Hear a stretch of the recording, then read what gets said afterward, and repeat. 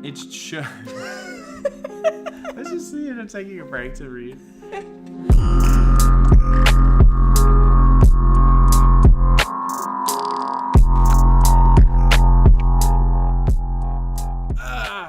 The container is now open. This episode is unlike anything we've done, I guess, and it's like kind of maybe irresponsible to post it, but here we go. So today, Susan Campbell, author of Getting Real and From Trigger to Tranquil, is going to take us through an actual couples coaching session. Yeah, so you get to peek inside what it's actually like to apply her system in the real world.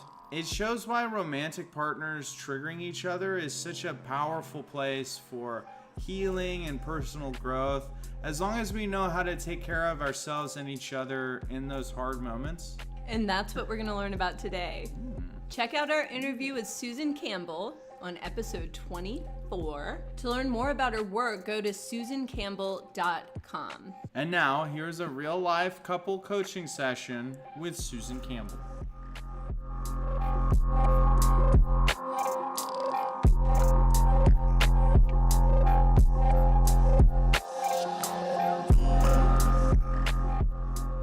I say reactive cycle. Okay.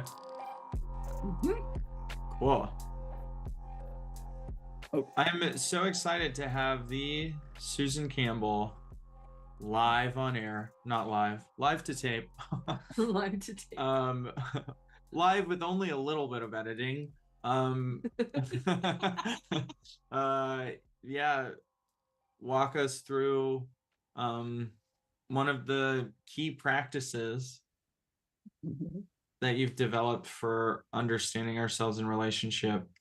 So I feel called to I feel like I've been facilitating this a bit, and I'm like handing everything over through the screen over to, and Susan Campbell has taken it.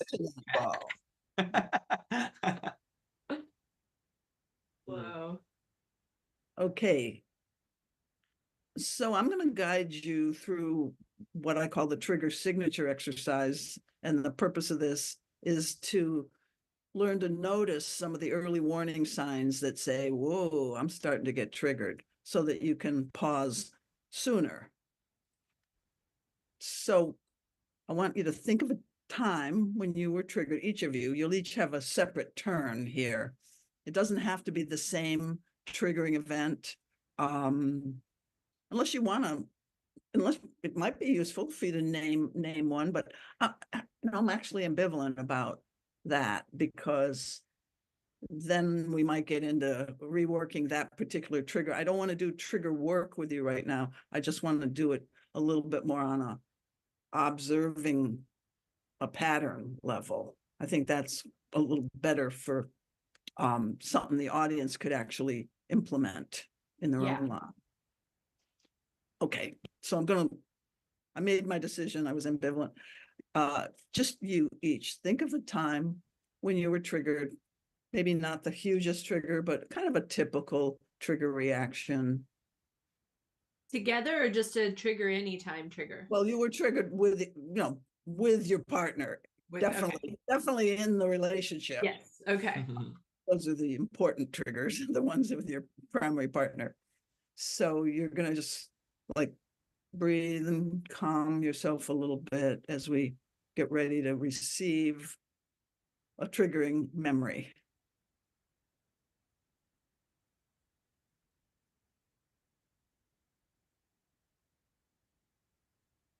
And think of the setting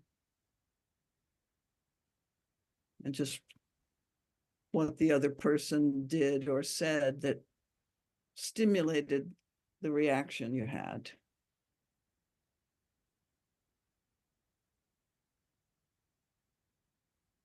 And see if we're going to explore the reaction now.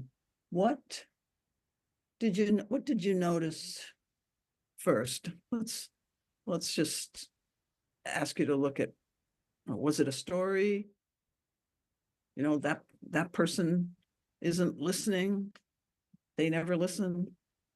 Was it a body sensation, like tightness in your chest? The wish to punch something? Was it have more of an emotional tone, like anger, sadness, giving up?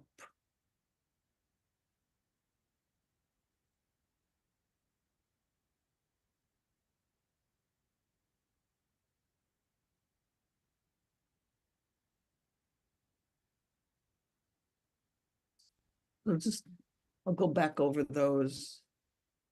And then I'll have one more question. Body sensation, feeling,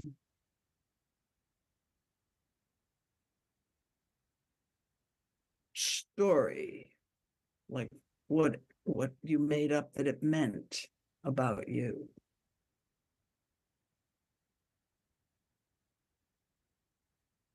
And I'm gonna give you each a turn to just say that much first, and then we'll go into your reactive behavior would be the next piece. What you actually do or say.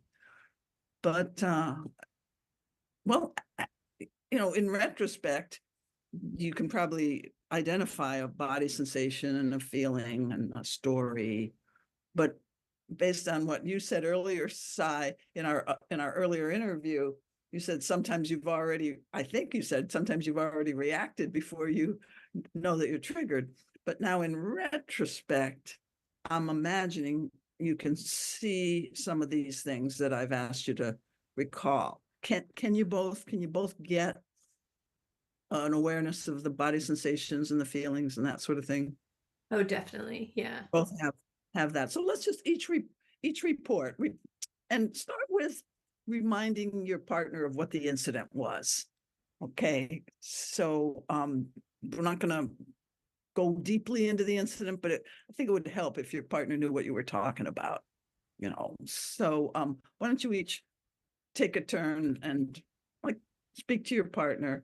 I was triggered at a time when this happened, and these are the things that I noticed about myself in retrospect. Hmm. Me first? Mhm. Okay. I notice in this moment, I'm feeling an awareness of the camera and like that this is being recorded, and I'm wanting to like keep that separate from the disclosure. Okay, the triggering event that came to mind was the one that happened in Costa Rica, right before we left my dad's.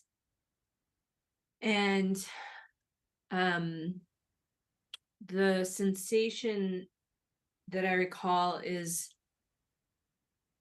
it was in my like solar plexus area, like moving up into my chest, like a kind of a heaviness that would label with the word fear, or maybe anxiety, but more fear.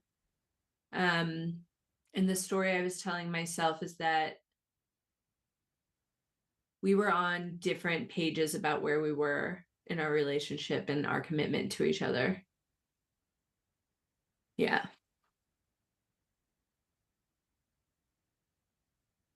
And Sarah, as you now have said those things, just notice how you feel and reveal that.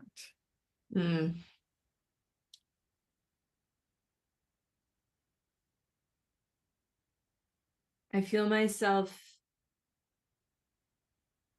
like I feel a little tightness in my throat, and then I also notice that I'm like really tracking how it's impacting Jonathan. Like there's like maybe a larger part of me that is like tracking, or like, yeah, tracking the impact, which is making it kind of hard to track my own experience. Just perhaps you could stay with that for a moment. Yeah. Notice being with that. A little bit of constriction, like in my body, just tightness. settling. And Sai, do you have the impulse to ask for anything, like to ask about your impact to Jonathan?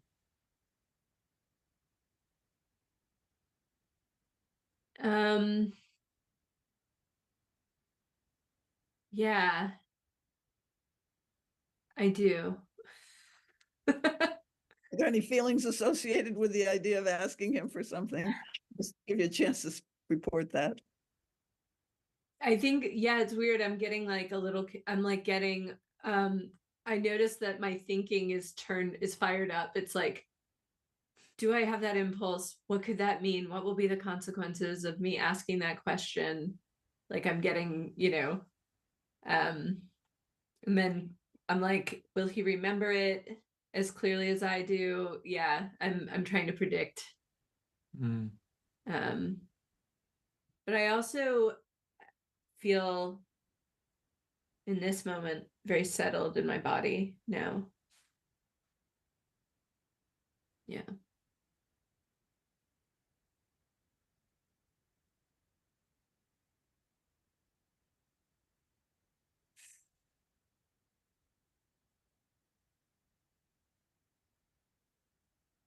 So I'm seeing this as a kind of ambiguous, uncertain moment. And I'm wondering if you do have a request for Jonathan around You. impact. Yeah, thank you. I was a little bit like, should I ask? Was me saying that I had the impulse enough, or do I need to make the request? Yeah, I do want to know what the impact of me sharing this is, if you're open to that. Yeah, I am.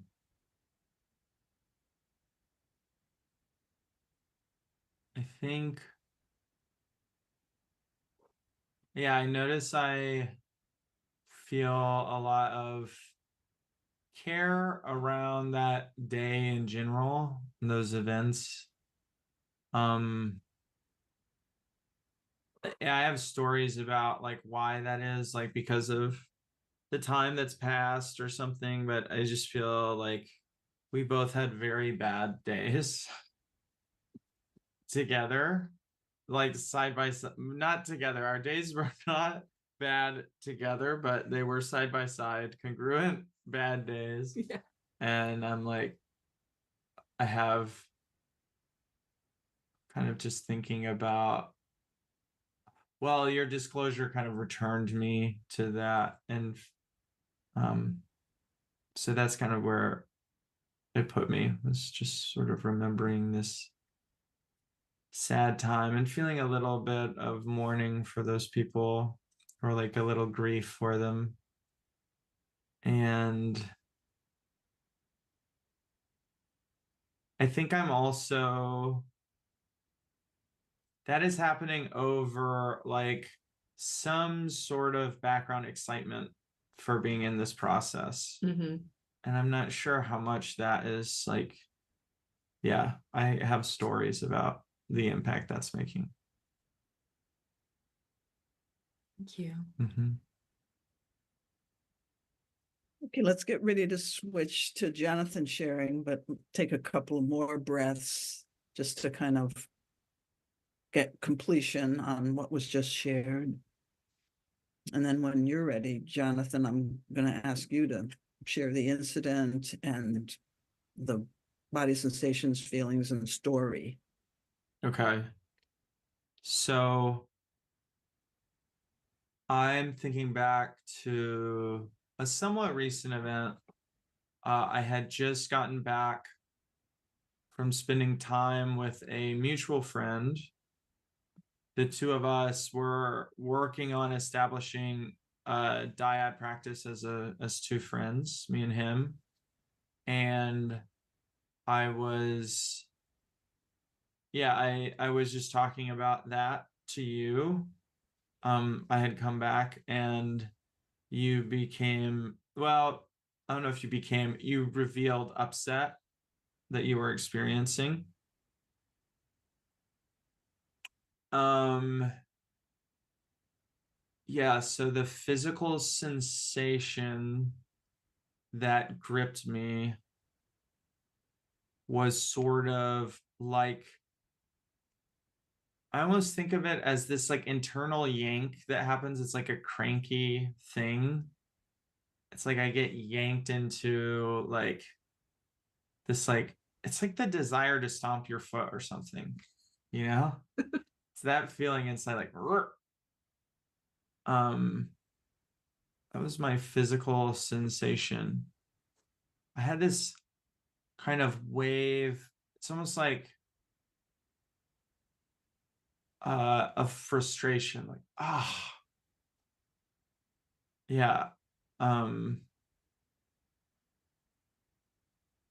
think the story that I had around all that was like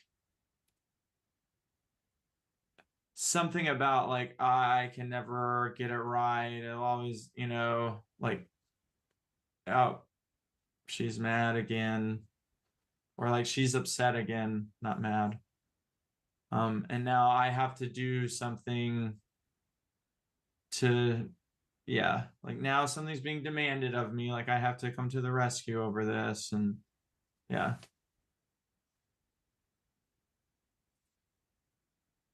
So Jonathan, revealing this to Cy, how do you feel? I notice I feel, it isn't quite shame, but I feel some kind of like, yeah, I feel a little not proud or something about how I was triggered. And that is coming up. Like I have a story that is an inappropriate response. And that story is arising with this emotion of,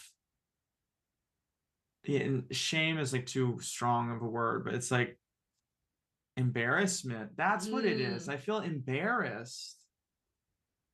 Yeah, it's not shame, it's embarrassment. Um, yeah. And would you like to hear your impact on Cy, any of that? Um, I'm feeling curious right now of your impact. I notice while I was disclosing it, I had a lot of I don't know about curiosity, but like concern for impact. Mm. And so I think that has a lot to do with my story, is that is what the concern is out of, or the curiosity is out of concern. Do you want me to disclose the impact? Yes. Okay. Oh,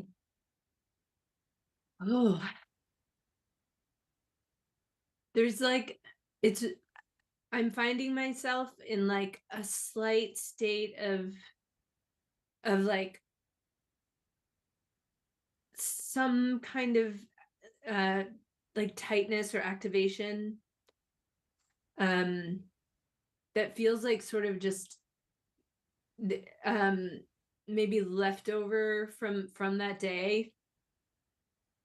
But hearing you the way that you disclosed it just now, like, didn't have, it felt very kind of clean and neutral, and like it was the way that I was tracking it was like, that is how I remember it, that is how, but I didn't have like an attached, it wasn't like a re-triggering feeling at all. It was just like, I think I'm also just struck in this moment of how not charged I am compared to how charged I was that day.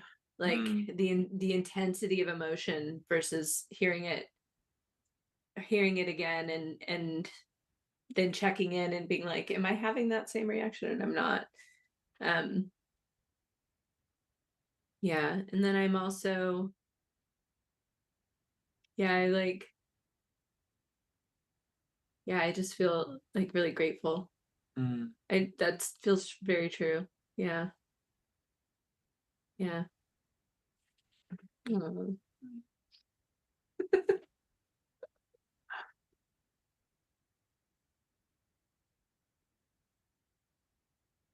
Okay. Now let's just take another deep breath. We're going to go to the next piece. Okay. Ready to shift a little bit. So it's going to be a little more of a three-way discussion for a minute here, where you just reflect that same incident. What did you do?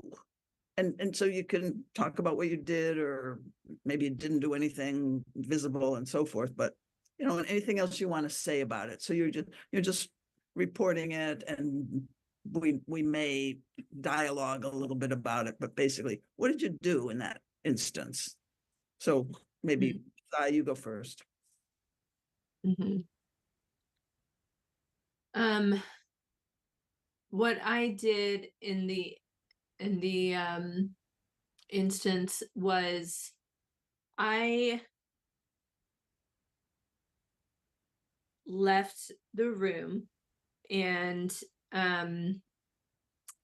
well, at first I kept like pushing. I kept kind of like trying to clarify, get more information, re-explain what I was trying to say. And then I pouted. Like, so then I left the room and was like in a pouting mode, you know. Also, there was, I'm trying to remember, because I know there was an attempt around giving myself compassion that was somewhat of a failed attempt. Like I remember laying down on a couch and like doing the process, and then getting back into the, just getting pulled right back into the emotionality and the trigger. And then it went on for so long, for hours. And all the way to the airport, in the airport, it just kept going on and on. And yeah, and then that kind of turned into a sort of feeling of collapse of sorts, just kind of like giving up. And I mean, just for added context, as this was happening, Jonathan was getting like, he was sick, and he was getting sicker and sicker and sicker. And so it kind of just ended up like dissolving into like, Jonathan is extremely sick and needs to be like like we need to deal with him being incredibly ill, and we have to take this, like, go back to the United States, go through customs. Like, that just became the bigger issue. But yeah, so I did the questioning and the kind of pushing, and then removing myself, but like out of pouting, not out of like, I'm gonna go give myself compassion. Yeah. Yeah. So as I'm listening to you, it's easy to have empathy for what you were going through. How about you, Jonathan? As you're listening, I mean, from the place that we're all here now, observing and remembering, and like how did it feel to you to hear Sarah describing her first pushing, and then kind of a pouty withdrawal, and then a collapse? What came up for you? Thoughts or feelings, or any kind of impact that had for you? As someone who has pouted, and as someone who will pout, I'm sure again in the future at some point, I think I recognized, I understand that to be a lonely place to be, Mhm. Mhm. and in a very isolated place, and a difficult loneliness and isolation to get out of. So in that way, it can feel very trapped. And I really was connecting to that sense of how lonely you must have been.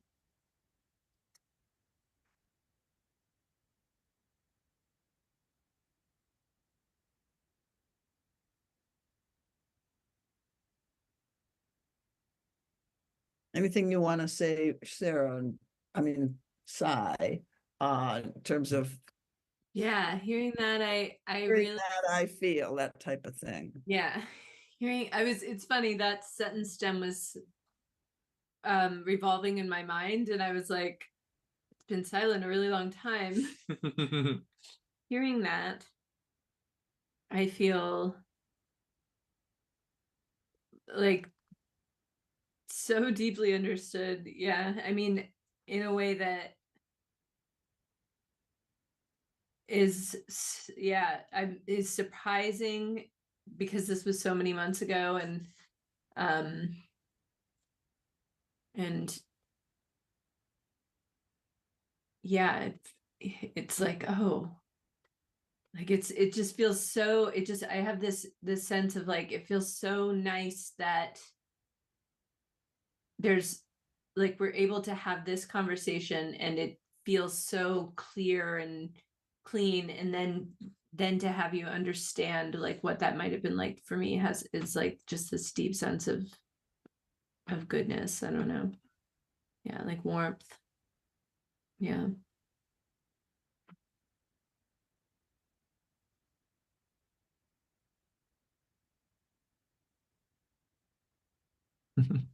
All right, so Jonathan has received that. Let's take a deep breath, and it's going to be Jonathan's turn in a minute, and I'll ask you the question again.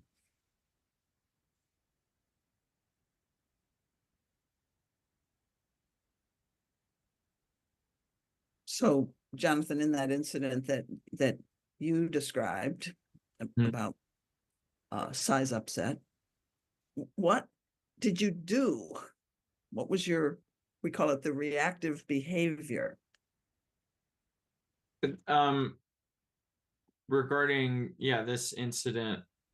Well, I'm regarding the one that you brought up, where you'd come back Mine, like okay. talk with What your did buddy, and you started reporting it to her, and then she showed some kind of upset that then triggered you to want to fix it or do more. Yeah, I noticed my memory, it's a little foggy. That's interesting. Hmm. I do remember the first thing I think I did, Sigh, when you started crying, is I kind of like made an attempt to comfort, like to hold you. Um, and then we went inside. What I remember is us sitting on the couch, kind of on opposite ends, facing each other, and we kind of dived, if I remember correctly, we kind of dived right into trying to be present with what was going on. Mm-hmm. Does that sound right to you? Yeah. Yeah. Um, I think that my recollection is after the initial wave of anger, you were crying, so I like went into caretaking mode. And then when we went to the couch, I had uh anger come up and stories around why I was angry, like justification for why I was angry. And then I had this sense, this story that you were wanting something from me, and I felt like like totally brain dead to what it is would be wanted of me or what I could do. I just felt like I have this like this layer of anger that I can move past. It wasn't like I was seeing red with it, like, like I couldn't do anything but be angry. It was like there was this layer of anger, and then if I tried to go past it, it was just like, I don't know. I'm like numbed out. It was like I could be angry or I can be numb right now. And you got to just tell me what you need. And that felt unavailable or something. So yeah, I was kind of like moving between I can be angry or I can just kind of be blank. So we'll let Cy share impact, and then I'm going to say a couple things. Share impact of like from the time or Oh, just what he just now said that you heard him say. Mm-hmm.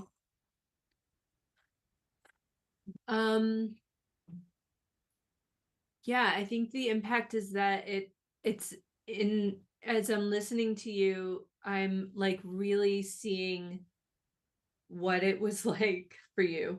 Like I have this very like such a much clearer sense of what that moment was like for you than I did at the time. And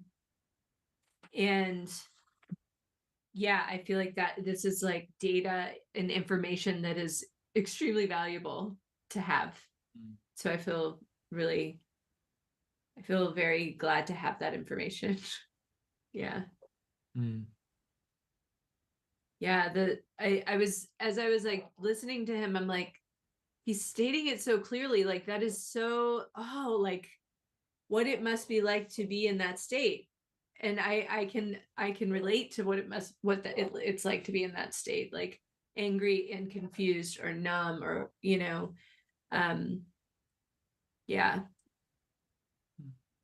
So thank you.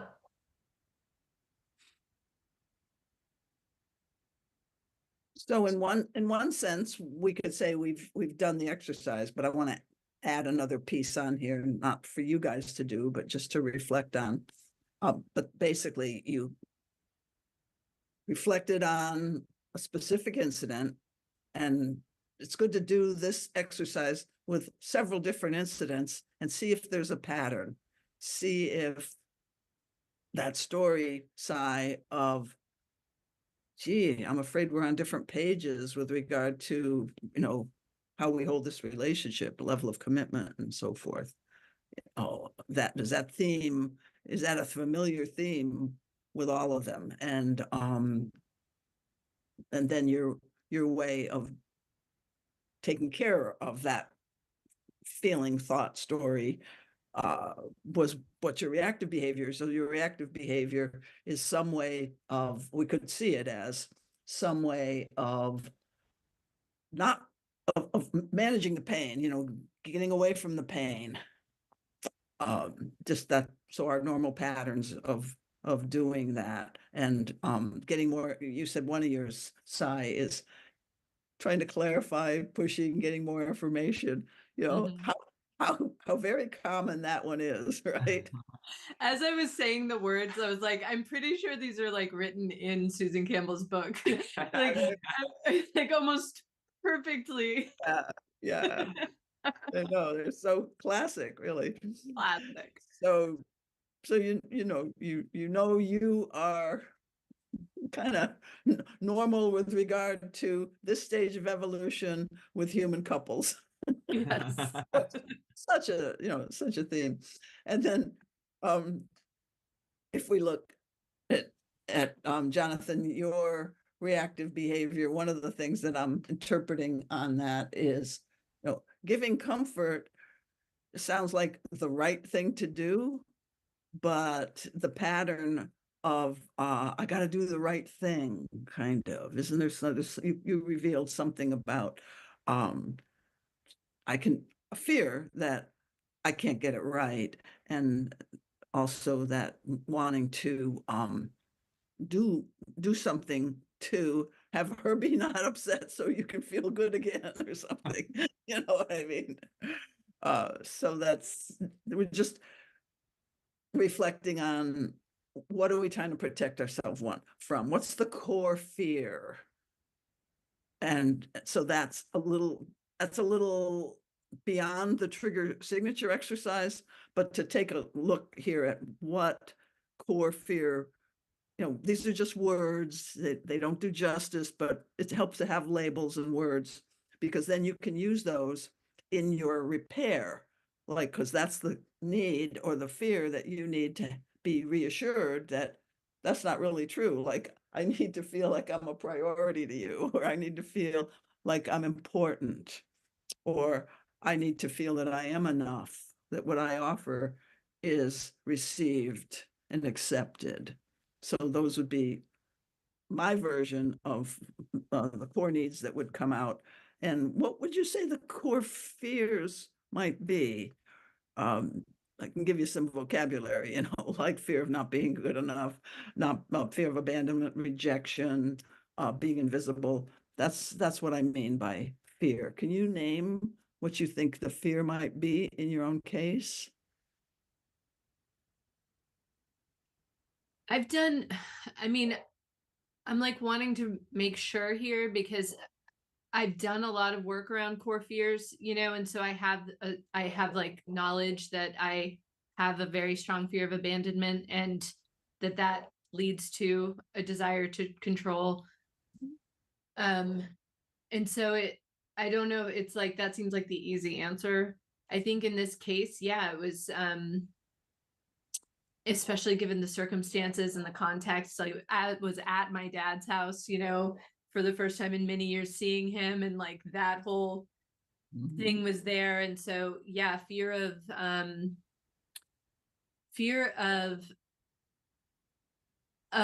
abandonment, but also like fear of missing something. Like that seems like, I don't Mhm. know what category that falls into, but Oh, fear of missing something is something that comes up all the time for me. yeah, yeah. Like I like what you said in terms of like the fear of abandonment is kind of an easy label, and I think it's good for people to identify with that one. But what we want to get to, and what you were doing, was get to the feeling tone. Let's not be Right. too glib with my words. Missing something, or like he's over there and I'm over here, would be a kind of a spatial thing. Sometimes I think spatially, like I'm left out of something. Uh, Right. But then Yeah. if I go deeper in myself, so I'm projecting onto you, I'm alone. Mm. Yeah. But am I all alone in this relationship? Am I the only one that feels this way? That I'm projecting that out of my own personal experience. Yeah. So Yeah. you take what works from that for yourself. Thank you. So Yeah. then using the label like fear of not being good enough or something, which is the most common one for a partner who is got abandonment fears, frankly. Just why? What's nature doing to us? But nature wants us to heal sort of the male female kind of split that we've been conditioned into too, perhaps. Yeah. I'm Mhm. sure the whole purpose of life and nature, but it seems like larger and larger holes. Healing is one of the purposes. So what do you reflect on now, Jonathan, about your core fear?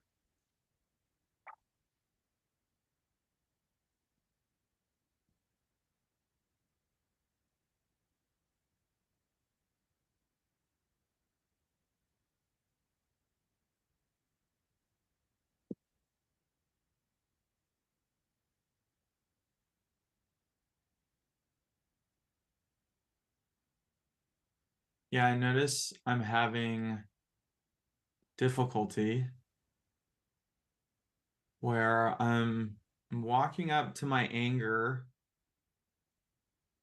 and intellectually I could say maybe if we pull down that anger, I'm feeling like inadequate to do the right thing, or like, yeah, maybe just inadequate, or like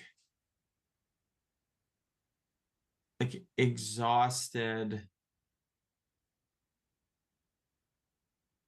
I'm trying to think of a real fear.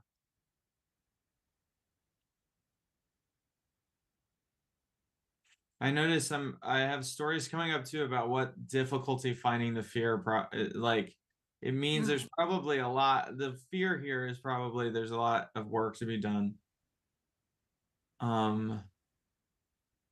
Yeah, because I'm trying to like peek behind that anger, and I feel a lot of frustration there. Maybe there's like stories of like it's not fair or something.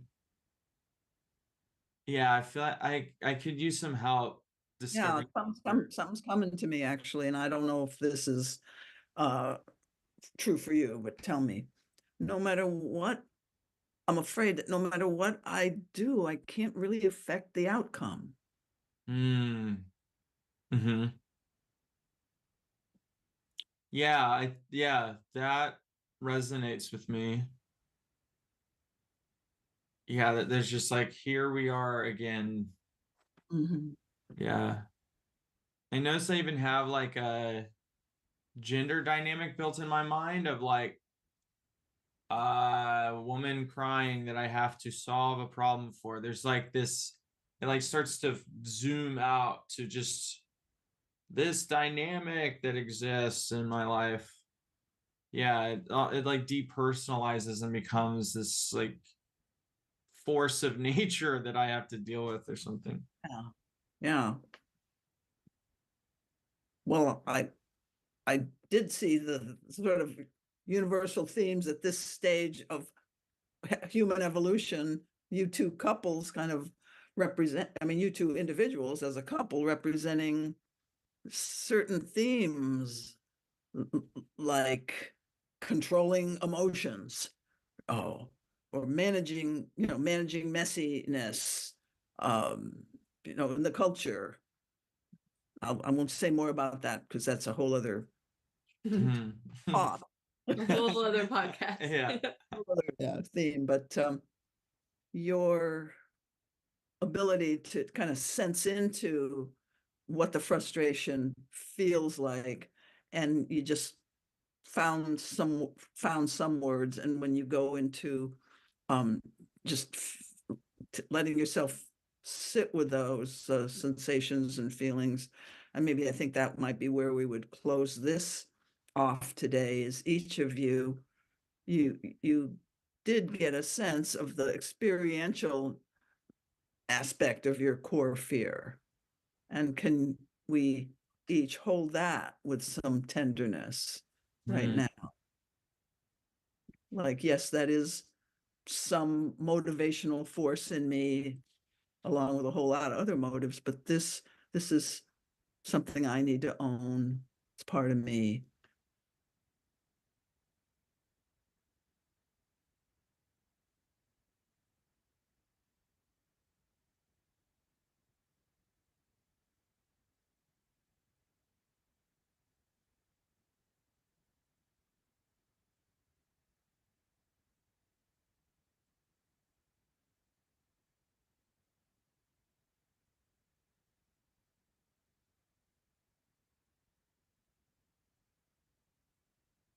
And then I want to just be the voice of inside of each of you. And when I revealed that, my partner seemed to accept me.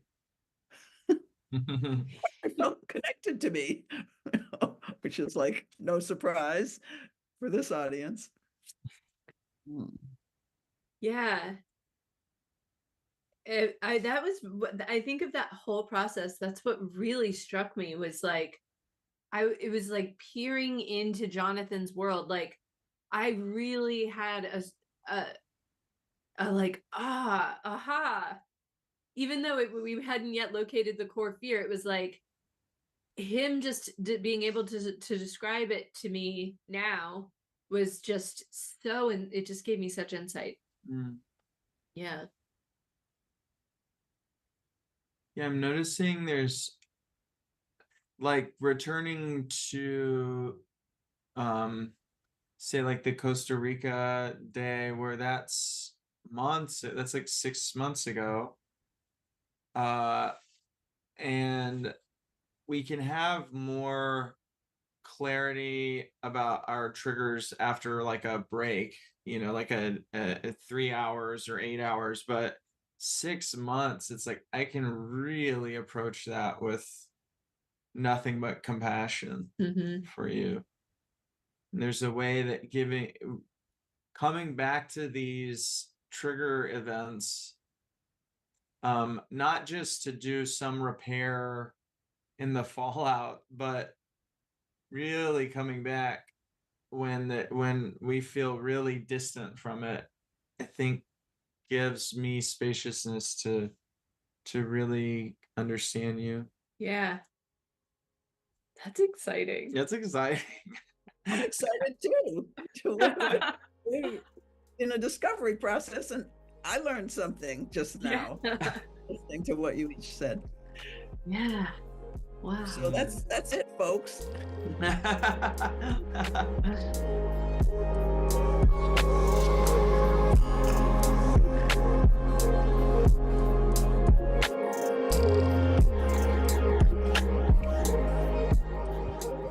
The container is now closed. Yeah, so actually, in the weeks since we recorded this episode, Sai and I have seen these triggering patterns show up in kind of a range of points in our life and have continued to do work excavating and Mapping, triggering, lots of triggering, tranquiling.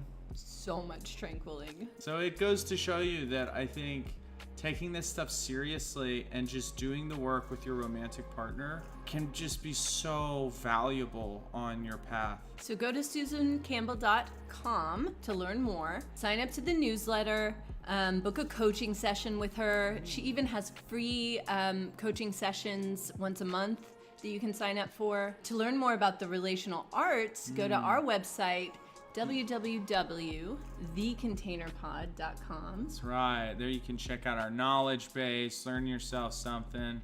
You can find links to our social media. You can also find links to our Patreon, where you can become a patron and support us with small monthly donations.